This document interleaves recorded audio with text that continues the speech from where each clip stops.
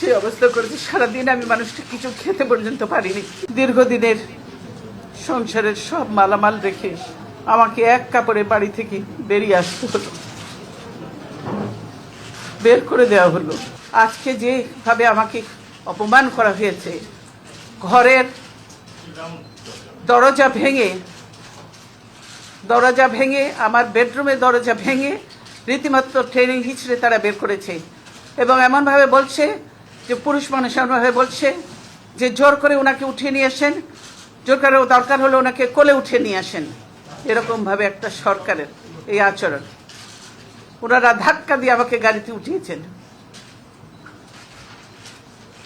আমার পরিবারের সদস্যদের গায়ে হাত তুলতেও তারা দ্বিধাবোধ করেনি। আমি এর বিচারের ভার মহান আল্লাহ ও প্রিয় দেশবাসীর উপর ছেড়ে দিলাম।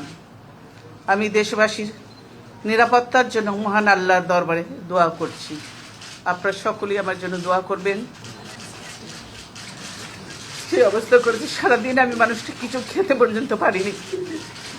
আমার বাড়ির লোকজনকে কিছু খেতে পর্যন্ত দেয়নি, অথচ তারা মিথ্যা কথা বলছে যে আমি নিজে বাড়ি ছেড়ে বেরিয়ে এসেছি। এটা সম্পূর্ণ মিথ্যা কথা, বানোয়াট কথা। তারা জবরদস্তি ধাক্কা মেরে আমাকে বাড়ি থেকে বের করেছে।